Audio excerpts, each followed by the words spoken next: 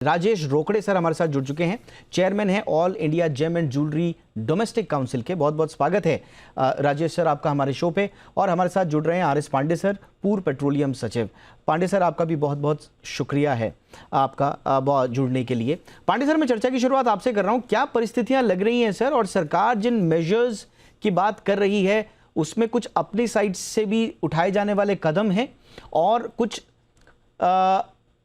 कुछ सलाह भी हैं आम जनता को बिहेवियरल पैटर्न को चेंज करने के लिए, तो आप किस तरह से परिस्थितियों को आंकड़ें, कुछ बात बनेगी सर इन सब बातों से? बात बननी ही पड़ेगी। अगर बात नहीं बनेगी तो अर्थव्यवस्था को धक्का लगेगा, जिससे पूरे देश को धक्का लगेगा। इसलिए ये जरूरी है। ये किसी ने ये नहीं सोचा था कि हॉर्मुज इतना दिन तक इस तरह से चलेगा। थोड़े दिन चलता तो बात बन जाती। और हॉर्मुज के पहले से ही जो टैरिफ दुनिया में लगे, ये 2025-26 में जो ट्रेड डेफिसिट है वो ज्यादा था। उसमें एक साल पहले के बनिस्बत काफी करीब 25% ज्यादा ट्रेड डेफिसिट हो गया। वो क्यों हुआ? क्योंकि एक्सपोर्ट करीब करीब स्टैग्नेंट हो गए, इंपोर्ट हमारा बढ़ाना पड़ा। उसमें तेल तो उस समय इतना महंगा नहीं था, वो तो केवल मई महीने में ये हॉर्मुज शुरू हुआ। लेकिन गोल्ड का कंट्रीब्यूशन बहुत ज्यादा था।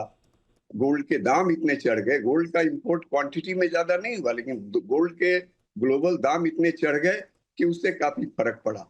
अब उसके बाद जो हॉर्मुज का संकट आया, और ये अब 2 महीना से ज्यादा, करीब 10 वीक से चल रहा है, पता नहीं कब तक चलेगा। तो इसमें रुपये पर प्रेशर, करंट अकाउंट डेफिसिट पर प्रेशर, तो इसको संभालना बहुत जरूरी है। और संभालने के लिए जो हमारा इंपोर्ट में कमी कर सके वो बिहेवियरल शिफ्ट से करें, पॉलिसी मेजर से करें। ये दोनों से करना बहुत जरूरी है। और हमारा देश इतना बड़ा है कि यदि बिहेवियरल शिफ्ट थोड़ा भी सक्सेसफुल हो जाता है, और प्रधानमंत्री जी के लेवल से जब अपील हुई है, जब भी कठिन परिस्थितियां आती हैं तो देश के नेता अपील करते रहे हैं। और इस समय भी वो कठिन परिस्थिति है, और ये हमारी क्रिएट की हुई नहीं है। ये हॉर्मुज हमारा क्रिएशन नहीं है, ये तो किसी और ने क्रिएट किया। और चूंकि दुनिया इंटरडिपेंडेंट है, तेल इतना आयात करते हैं हम, दाम अचानक बढ़ गया और ज्यादा दिन तक चल रह गया। तो इसमें बिहेवियरल शिफ्ट अगर हो तो उससे काफी मदद हमको मिलेगी। और ये हॉर्मुज तो कई तरह से तकलीफ दे रहा है। हमारा जो ट्रेड डेफिसिट था, वो जो रेमिटेंसेज बाहर से आते थे, वो करीब करीब उसमें बैलेंस हो जाता था। अब वो गल्फ के जो रेमिटेंसेज हैं उसका कंट्रीब्यूशन करीब 35 से 40%। अगर ये प्रभावित हुआ तो हम बड़े रिस्क जोन में। इसलिए हमको फॉरेन एक्सचेंज बचाना है। इसीलिए प्रधानमंत्री जी के जो 7 कदम है, वो 7 कदम में काफी दम है। और अभी गोल्ड पर तो ड्यूटी भी लगाई गई। मैं इसी पर आ रहा था सर। बिल्कुल सर, इंपोर्ट ड्यूटी को 6% से बढ़ाकर सीधे 15% कर दिया है। मेरे साथ राजेश सर भी हैं। राजेश सर, थोड़ा सा हमें समझाइए कि ठीक है, एक भारतीय होने के नाते हम सबका ये तो कर्तव्य है, नेशन फर्स्ट की भावना से हमें सरकार के फैसले के साथ चलना चाहिए, लेकिन व्यापारिक दृष्टिकोण से, आर्थिक दृष्टिकोण से जो बिजनेस और उससे जुड़ा हुआ रोजगार का जो जॉब्स का इशू है, उसको लेकर कुछ गंभीर प्रैक्टिकल चिंताएं भी उठ रही हैं। आपका इस पर क्या टेक है सर? ओवरऑल आपके सेक्टर पे क्या प्रभाव? बिल्कुल सही बात पूछी है आपने। लेकिन वो बात मतलब मैं पहले प्रधानमंत्री जी की बात कहूंगा, क्योंकि प्रधानमंत्री जी ने जैसे ही कहा कि 1 साल तक के कोई ज्वेलरी न खरीदे, उसके तुरंत बाद बहुत जगह से ऐसे हमारे ट्रेड के लोगों का बहुत मुझे कॉल आए थे। कुछ लोगों का इसका बहुत ही मतलब गलत तरीके से उन्होंने सोचा कि सरकार ऐसा क्यों बोल रही है। लेकिन हम लोग ने जब बात को समझा कि ये केवल एक ज्वेलरी सेक्टर के लिए नहीं बोला गया है, और भी बहुत सारे सेक्टर्स के लिए बोला गया। और निश्चित तौर पे हमारा जो फॉरेन करेंसी है बाहर जा रहा है, हमारा रुपया गिर रहा है, गल्फ में जो खाड़ी देशों में जो चल रहा है, वो ये सब के कारण कहीं ना कहीं रुपयों की जो हालत हो रही है, इस वजह से उसे कंट्रोल करने के लिए ये एक तरह से ज्वेलरी के लिए जो गोल्ड इंपोर्ट होता है वो तेल के बाद सेकेंड लार्जेस्ट है। ये जानकारी जब हम देते हैं सभी को, तो सभी लोग इसे समझ जाते हैं कि नहीं, ये देश हित में लिया हुआ आह्वान है और ये एक प्रकार से देखा जाए तो रिस्ट्रिक्शन नहीं है, ये एक तरह से प्रधानमंत्री जी ने एक सुझाव दिया है। तो गवर्नमेंट चाहती तो रिस्ट्रिक्शन भी लगा सकती थी, लेकिन फिलहाल उन्होंने रिस्ट्रिक्शंस नहीं लगाई है। उन्होंने केवल 2 कदम उठाए। पहला तो प्रधानमंत्री जी ने ये बोला कि आप 1 साल के लिए मत खरीदिए। दूसरा, उन्होंने एक बड़ा रिस्ट्रिक्शन नहीं, एक तरह से इंपोर्ट ड्यूटी बढ़ा दी है। जो पहले 5% थी वो 10% हो गई, वो सेस जो 1% था वो 5% कर दिया, मतलब पहले 6% था वो 15% हो गया है अभी। तो ये एक बड़ा चेंज आ गया है। एक क्विक रिएक्शन में चाहूंगा सर अभी, क्योंकि आपसे ठीक पहले नीति आयोग के पूर्व vice chairman Rajiv Kumar sir हमारे साथ थे। उन्होंने याद दिलाया 90 के दशक में उन्होंने कैसे, जब सोने की तस्करी जो है अपने चरम पर थी, उस वक्त कैसे एक बहुत बड़ा ग्रे मार्केट बन चुका था, तो कैसे उन्होंने इंपोर्ट ड्यूटी को लगातार कम करते करते करते उस तस्करी पर लगाम लगाई। 2024 में भी हमने 15% से कम करके 6% इसीलिए किया था ताकि स्मगलिंग रुके। लेकिन आपको नहीं लगता है कि अब 2026 में अगर इसे वापस 15% कर दिया गया है इंपोर्ट ड्यूटी को, तो क्या इससे भारतीय बाजार में 90 के दशक वाला वो ग्रे मार्केट में के दौर में तो नहीं लौट पाएंगे सर हम?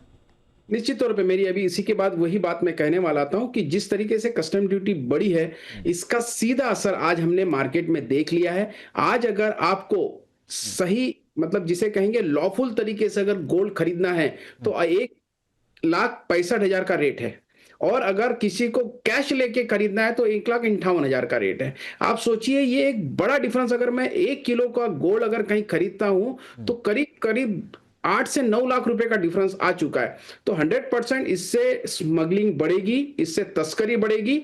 और आपने अभी नाम लिया, तो मैं यही कहूंगा कि कस्टम ड्यूटी बढ़ाने से कभी भी इंपोर्ट कम नहीं होगा। हमारे पास और अलग अलग सुझाव है। All India gem and jewellery domestic council ने जैसे ही प्रधानमंत्री जी का ये भाषण सुना, उसके बाद तुरंत ही हम लोग ने प्रधानमंत्री जी से समय मांगा, और इसके 1 महीने पहले हम लोग ने गोल्ड मोनेटाइजेशन स्कीम ये सरकार के पास प्रस्तुत कर दी है, जिससे कि प्रधानमंत्री जी तो कह रहे हैं कि केवल 1 साल तक के सोना मत खरीदिए। हमने जो स्कीम अभी सरकार के पास जमा कर दी है, वो योजना के तहत अगर सरकार उसे मान लेती है तो आने वाले 10 साल तक के। क्या योजना है, संक्षेप में बताएं सर, क्या योजना है संक्षेप में?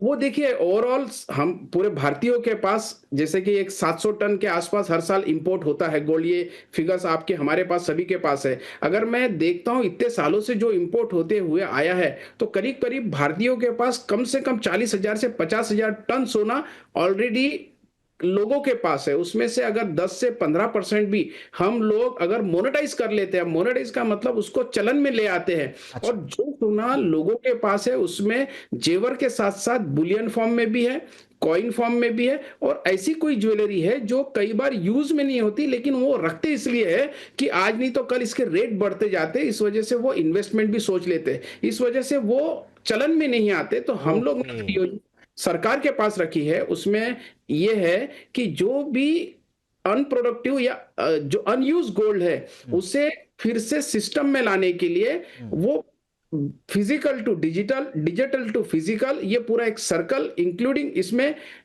ज्वेलर्स भी इन्वॉल्व होंगे, और ज्वेलर्स के माध्यम से ही ये पूरी स्कीम रन होगी। अच्छा। साथ ही साथ इसमें फुल प्रूफ रहेगा। ज्वेलर्स पहले एक डीमेट अकाउंट खोलेगा, डिजिटल गोल्ड सरकार के पास पहले जमा करेगा, और बाद में जैसे ही कस्टमर किसी ज्वेलर्स के पास आते हैं तो 100 ग्राम अगर वो सोना फिजिकल टू डिजिटल करना चाहते हैं तो वही के वही वो सोना सरकार के अकाउंट में जमा कर दिया जाएगा, और वो सर्टिफिकेट देके, जिससे कि उस कस्टमर को भी उसमें इंटरेस्ट प्राप्त मिलेगा। और जो सोना है, यानी कि गोल्ड मोनेटाइजेशन स्कीम का आपका एक व्यावहारिक रोड मैप। मैं आऊंगा सर आपके पास, मैं आऊंगा। और आप लोगों का ये भी कहना है कि अगर ये 10 से 15 या 20% भी अगर बाहर आ जाए, जो लोगों के पास निष्क्रिय पड़ा है 40-50 हज़ार टन सोना, तो अगले 10 साल तक आपको आयात की जरूरत ही नहीं पड़ेगी। ये आप बहुत महत्वपूर्ण सुझाव दे रहे हैं गवर्नमेंट को। अश्विनी महाजन जी हमारे साथ जुड़ चुके हैं, जाने माने अर्थशास्त्री हैं। अश्विनी सर, ये जो गोल्डन डगर पर सरकार चल पड़ी है, इससे करंट अकाउंट डेफिसिट पर जो बोझ है, दबाव है, जो अभी तो इतना नहीं दिखता लेकिन संभवतः आगे को लेकर गवर्नमेंट चल रही है, क्या उससे कम होगा या दूसरे रास्ते भी हैं? देखिए, एक बात हमें समझनी पड़ेगी कि जो गोल्ड है ये ज्वेलरी में बहुत कम इस्तेमाल होता है। और अगर वर्ल्ड गोल्ड काउंसिल के भारत के गोल्ड के बारे में हम आंकड़े देखते हैं तो देखते हैं कि एक बहुत बड़ा हिस्सा जो है, मैं इसके बारे में पहले भी काफी बार लिख चुका हूँ, वो बार्स और बिस्किट्स के रूप में है और ऑर्नामेंट्स के रूप में बहुत कम बिकता है। और हम जान रहे हैं कि पहले लोग ऑर्नामेंट बनाया करते थे। आजकल चूंकि ज्यादातर डायमंड्स और लैब ग्रोन डायमंड्स की ज्वेलरी का ज्यादा इस्तेमाल होने लगा है, 14 कैरेट, 10 कैरेट, 12 कैरेट का भी बनने लगा है, इसलिए ज्वेलरी में बहुत कम सोना इस्तेमाल होता है। और इसलिए जो इससे पहले हमारे पैनलिस्ट बता रहे थे सही है कि जो ओवरऑल ज्वेलरी मार्केट पर इसका बहुत बड़ा असर पड़ने वाला नहीं है। और साथ ही साथ ये गोल्ड मोनेटाइजेशन स्कीम भी हम इस्तेमाल कर सकते हैं और भी इनोवेटिव मेथड्स हम यूज कर सकते हैं। लेकिन ये बात पक्का है कि अगर हम 72 बिलियन डॉलर का जो गोल्ड आज हम इंपोर्ट कर रहे हैं, वो आमतौर पर वे लोग इंपोर्ट कर रहे हैं जो गोल्ड को एक एसेट के रूप में रख रहे हैं और उसमें वो एप्रिसिएशन को देख रहे थे, इसलिए वो कर रहे हैं। तो इसलिए जब हम हायर ड्यूटी लगाते हैं तो वो एप्रिसिएशन जो है वो उनको कम मिलता है। ऐसे में स्वाभाविक तौर पर ये रुकेगा। और मैं ओके सर चैनल के माध्यम से बताना चाह रहा हूँ कि हमें न केवल गोल्ड, बाकी तमाम प्रकार के जितने भी हमारे उपाय जो प्रधानमंत्री जी ने सुझाए हैं, अगर उसमें 10% भी हम अमल में ले आए तो फिर बात बन सकती है। तो मैं और कौन कौन से उपाय हो सकते हैं मैं उस पर भी आऊंगा, क्योंकि उस पर बात अब होनी शुरू हो गई है। राजेश जी, मैं आ रहा हूं आपके पास। मैं जरा क्विकली पांडे सर के पास जाना चाहूंगा। पांडे सर, अब रह रहकर इस बात की सुगबुगाहट भी शुरू हो चुकी है कि सरकार कहीं साइकोलॉजिकली इस प्रयासों से या इन 7 अपीलों से मानसिक रूप से जनता को तैयार तो नहीं कर रही है पेट्रोल और डीजल के दाम बढ़ाने के बड़े झटके को लेकर, क्योंकि सीधा असर उसी वक्त आएगा जनता पर। क्या परिस्थितियां लग रही हैं? हम ऑयल मार्केटिंग कंपनीज का घाटा भी देख रहे हैं, उसके डेटा भी देख रहे हैं। कितनी संभावनाएं हैं कि दाम बढ़ेंगे और कब बढ़ेंगे? देखिए, दाम बढ़ना ही है। अगर दाम नहीं बढ़े, अभी तक तो दाम नहीं बढ़े, अभी तो जितना हम चाहते थे खरीदते थे, मार्केट में कमोडिटी का शॉर्टेज भी नहीं हुआ, दाम भी नहीं बढ़े। लेकिन कितना दिन तक आप नहीं बढ़ाएंगे? क्योंकि रोज रोज ये 1400 करोड़ 1500 करोड़ का घाटा मार्केट कंपनियों को लग रहा है। वो तो एक साल, पिछले साल उन्होंने कुछ मुनाफा कमाया था, 4 साल से दाम नहीं बढ़े थे, उस पर थोड़ा दिन खींच रहे थे। लेकिन ये साल भर का मुनाफा तो एक क्वार्टर में खत्म हो गया। पेट्रोलियम मिनिस्टर का स्टेटमेंट सुना होगा, 1 लाख करोड़ तक ये पहुंच गया है। अगर दाम नहीं बढ़े 2 लाख करोड़ तक पहुंचेगा। तो दाम तो बढ़ाना ही पड़ेगा। लेकिन एक बार जितना दाम इकोनॉमिक्स कहता है कि इतना बढ़ाइए, उतना बढ़ाने से तो संकट हो जाएगा, उतना बढ़ाने से तो इन्फ्लेशन भी हो जाएगा, जो हर आदमी को फिर तबाह करेगा और कंज्यूमर्स पर भी बोझ बढ़ेगा, क्योंकि पेट्रोलियम पदार्थ हर तरह के लोग इस्तेमाल करते हैं। तो धीरे धीरे बढ़ेगा। ऐसे पहले भी क्राइसिस आए हैं, ऐसे ही सरकार ने मैनेज किया है। अभी भी मुझे उम्मीद है कि थोड़ा थोड़ा बढ़ेगा। बट सर, हम देख रहे हैं कि सरकार सिर्फ इशारे कर रही है। जैसे प्रधानमंत्री नरेंद्र मोदी की अपील आई, उसके बाद हमने दामों को बढ़ते हुए नहीं देखा। कोशिश ये की गई कि प्रोडक्शन में कैसे रियायत दी जाए। उसके बाद हमने देखा केंद्रीय मंत्री हरदीप सिंह पुरी भी इशारों में कह देते हैं हमें ऑयल मार्केटिंग कंपनियों के सेहत के बारे में भी चिंता करनी होगी। अगर आपको बढ़ाने हैं और दाम बढ़ाने अवश्यंभावी हैं, तो क्या चीज़ है जो सरकार को रोक रही है दाम बढ़ाने से? सर, सरकार दाम बढ़ाएगी, आप देखिएगा। जल्दी ही बढ़ाना चाहिए, क्योंकि काफी देर हो गई है। पहले लगता था कि हॉर्मुज थोड़े दिन चलेगा, तो सरकार रुक गई। सरकार भी बढ़ाना नहीं चाहती है, थोड़ा कुशन भी था ऑयल मार्केटिंग कंपनियों को, लेकिन अब तो बढ़ाना ही पड़ेगा, कोई उपाय नहीं है। कितना बढ़ाएगी सरकार? अब ये तो सरकार कई नमूने हैं, कम से कम बढ़ाएगी, लेकिन बढ़ाना तो पड़ेगा ही, और जल्दी ही बढ़ाना पड़ेगा। वो पेट्रोलियम मिनिस्टर जो कह रहे हैं, वो जो भी संकेत दे रहे हों, जनता को तैयार, जनता तो जानती है कि अगर $100 से ऊपर खरीदते हैं और $60-70 के दाम पर बेच रहे हैं, तो देना तो पड़ेगा ही, देना इसीलिए पड़ेगा, थोड़ी लेकिन बहुत कटौती करें। लेकिन सरकार इस पर कब फैसला लेगी, ये थोड़ा सा सबको चौंका भी रहा है। अगर इतना ज़्यादा प्रेशर है और कोई दूसरा रास्ता बचा नहीं तो फिर देर किस बात की।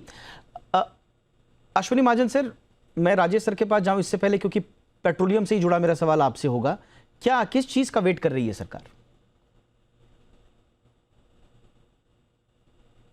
अश्विनी सर। जनता पर बोझ नहीं बढ़ाना चाहती है, और जब तक वो इसको सहन कर सके उसको सहन करना चाहती है। लेकिन मुझे ऐसा लगता है कि दोनों तरफ से जनता पर प्रभाव पड़ना है, चाहे आप टैरिफ बढ़ाएं और चाहे आप उस पर उसका कीमत बढ़ाएं या न बढ़ाएं, लेकिन जनता पर बोझ तो बढ़ना ही है, क्योंकि अगर कीमत नहीं बढ़ाई तो आपको बजट में घाटा करना पड़ेगा, फिस्कल डेफिसिट बढ़ेगा, उसके कारण इन्फ्लेशन होगा जी। तो इसलिए किसी भी तरह से ये सरकार ये सोच रही है कि जब तक नहीं बढ़ाती है तो एक पॉलिटिकल कैपिटल भी है, उसको भी सरकार नहीं छोड़ना चाहती है। लेकिन हम देख रहे हैं कि सभी देशों में, भारत इसके लिए एक्सेप्शन नहीं होगा, सभी देशों में पेट्रोल डीजल की कीमत बढ़ी है। वही बस बहुत बड़ा वही है ना जो आपने भी कहा, जो फिस्कल डेफिसिट पर आएगा, जो अभी पांडे सर ने कहा वो महंगाई का डर है, जो छिपी हुई महंगाई है उसी में है। टैक्स पेस के पैसे से बाद में आपको बेल आउट देना पड़ेगा, हजारों करोड़ रुपए का, या तो सब्सिडी देनी पड़ेगी। तो मतलब अल्टीमेटली तो ये जनता पर ही आने वाला है। तो अगर बढ़ाना ज़रूरी है तो बढ़ा दिया जाए, और अगर बिना बढ़ाए अगर दूसरे उपाय किए जा सकते हैं तो फिर उस पर अमल किया जाए। इसीलिए थोड़ा सा ये चौंका रहा है सरकार की ये लेट लतीफ़ी इस मोर्चे पर। बट बहरहाल थोड़ा सा संपर्क में भी आपसे दिक्कत हो रही है, अगर वो ठीक हो जाए तब तक मैं राजेश सर के पास आता हूँ। राजेश सर, थोड़ा सा ये बताइए कि कितना, अगर प्रधानमंत्री की अपील है तो उस पर रोजगार, कारोबार, इससे जुड़े हुए कितने मोर्चे नए खुल जाएंगे, और आप लोगों के पास फिर उसके लिए क्या उपाय है? आपने मोनेटाइजेशन स्कीम का पूरा खाका गवर्नमेंट को सबमिट कर दिया है, संभवतः उस पर विचार हो रहा होगा, लेकिन तब तक आप लोग क्या करेंगे, उसके लिए क्या रोड मैप है? बिल्कुल, देखिए, एक मैंने फिगर्स में बताया कि करीब 50 लाख से 60 लाख हमारे कारागिर है और 40 से 50 लाख हमारे जो एम्प्लॉयज जो डायरेक्टली सेल्समैन सेल्स गर्ल करके काम करते हैं। तो 1 करोड़ के आसपास की टोटल संख्या है, और उसमें करीब मैं 50% देखता हूं तो महिलाएं हैं। तो एक बड़ा रोजगार का संकट अगर 1 साल तक के इस इंडस्ट्री के साथ अगर लॉकडाउन जैसी परिस्थिति हो जाती है तो बड़ा संकट इस इंडस्ट्री पे आ सकता है। इसके लिए आज ही हम लोग ने all India gem and jewellery domestic council के सभी एसोसिएशन, क्योंकि जो काउंसिल है वो एपेक्स बॉडी है, और सभी एसोसिएशंस के साथ मिलकर आज हम लोग ने शाम को 6 बजे एक इंडिया लेवल की एक मीटिंग की है। और इस मीटिंग में ये निष्कर्ष निकला है कि सबसे पहले सरकार को मदद करने के लिए, देश हित में काम करने के लिए हम हमारा बुलियन सेल बैन कर देंगे, हम बेचेंगे नहीं, हम कॉइन्स बेचेंगे नहीं। साथ ही साथ सरकार को हम ऐसे सुझाव देंगे जिससे कि सरकार को ये बोलने की जरूरत ही नहीं पड़ेगी कि आप ज्वेलरी मत खरीदिए। जैसे कि पहला उदाहरण, हमारे पास जो पुराना सोना अगर कोई बेचने आता है तो उसे कैपिटल गेन लगता है। सरकार से विनती करेंगे उसको कैपिटल गेन से बाहर निकाला जाए जिससे कि वो पुराना सोना सिस्टम में बेच सके, और उसको प्रॉफिट के वजह से वो कर नहीं पा रहा है। दूसरा ऐसा है कि कोई अगर ज्वेलरी शादी के लिए खरीदना चाहता है तो उसके बदले में पुरानी ज्वेलरी अगर देना चाहता है तो उसे जीएसटी में थोड़ा सा वे ऑफ मिले। तीसरा ऐसा है कि कोई ज्वेलरी अपनी पुरानी ज्वेलरी लेके आते हैं और उसमें नई ज्वेलरी अगर बनाने की इच्छा रखते हैं तो उसमें 18% जीएसटी है, तो उस जीएसटी को कम किया जाए। चौथा ऐसा है कि जो ऑनलाइन गोल्ड बोलने से अच्छा ईटीएफ है, या फिर इस तरीके से जो गोल्ड खरीदते हैं, इसके पीछे कहीं ना कहीं उन्हें फिजिकल गोल्ड को हेज करके या खरीद के रखना ही पड़ता है, वो भी उसे कहीं ना कहीं उसे हटाना चाहिए, जिससे कि ये जो फॉरेन करेंसी जो हमारी इंडिया से बाहर जाती है उसे रोकने के लिए अलग अलग तरीके हमारे पास बहुत अच्छा आपने बताया सर। इसमें बहुत अच्छी बात आपने बोली, जो गोल्ड रिसाइकलिंग को बढ़ावा मिलेगा वो एक बहुत अच्छा इसमें एंगल छुपा हुआ है। लेकिन सर, आपके इस कदम से अगर कारीगरों और एमएसएमईज का संकट आ गया, क्योंकि ज्वेलरी निर्माण के लिए जो छोटे सुनार होते हैं, वो जो कारीगर होते हैं, उनको रोजाना बुलियन की आवश्यकता होती है, कच्चे सोने की आवश्यकता होती है।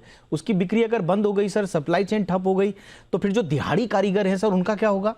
नहीं, हम लोग ने ये B2C के लिए सस्पेंड करने की बात कही है, मतलब कस्टमर को देने के लिए। देखिए, B2B में चलता रहेगा, B2B में इट विल बी अलाउड, उसमें किसी प्रकार की कोई रोक टोक नहीं होनी चाहिए, क्योंकि रॉ मटेरियल काम करने के लिए बहुत जरूरी है। ये केवल और केवल ऐसे लोगों के लिए जो इन्वेस्टमेंट के दृष्टि से जो खरीदते हैं। और जब भी मैं मतलब हमारे पास जो आंकड़े हैं, उसमें अगर टोटल ये इंडस्ट्री एक साल में 700 टन के आसपास इंपोर्ट करती है, 300 टन 250 से 300 टन रिसाइकल करती है, मतलब 1000 टन की इंडस्ट्री है। उसमें से अगर बुलियन फॉर्म या कॉइन फॉर्म में अगर देखता हूं तो 150 टन से ज्यादा नहीं है। तो एटलीस्ट हम 150 टन जो इन्वेस्टमेंट के दृष्टि से लोग जो खरीदते हैं, एटलीस्ट उनको तो रोक सके हम जिस तरीके से हम लोग छोटी छोटी सुझाव लेके या छोटी छोटी चीजों के करके अगर हम हमारी इंडस्ट्री को सेफगार्ड करने की कोशिश करते हैं और सरकार उसे मान लेती है, तो जो चीज आज प्रधानमंत्री जी ने कही है वो शायद फिर कभी उन्हें दोहराने की जरूरत पड़ेगी। यानी कि राष्ट्रहित में आप अपनी भूमिका भी निभाएंगे और थोड़ा सा जो रोजगार है और इससे जुड़े हुए जो तमाम स्टेक होल्डर्स हैं उनके हित भी प्रभावित नहीं होंगे। लेकिन आपने कहा कि एक दीर्घकालिक नीति हमें बनानी पड़ेगी और उसके लिए गोल्ड मोनेटाइजेशन स्कीम का आपने एक नया स्वरूप सरकार के सामने रखा है। देखते हैं इस पर क्या होता है। पांडे सर ने जैसा बताया कि अवश्यंभावी है बढ़ाना रेट्स, पेट्रोल डीजल के कब बढ़ेंगे, कैसे बढ़ेंगे, वरना दबाव दूसरी तरफ से आएगा और वो फिर अंततोगत्वा आर्थिक बोझ के रूप में ग्राहक की जेब पर ही आएगा। तो सरकार के सामने बड़ी विचित्र स्थिति है, देखते हैं कैसे आगे बढ़ती है। बहुत बहुत धन्यवाद पांडे सर, आपने समय निकाला। राजेश सर बहुत बहुत धन्यवाद। अश्विनी महाजन सर भी हमारे साथ जुड़े, उनका भी बहुत बहुत धन्यवाद। ये थी हमारी कवर स्टोरी।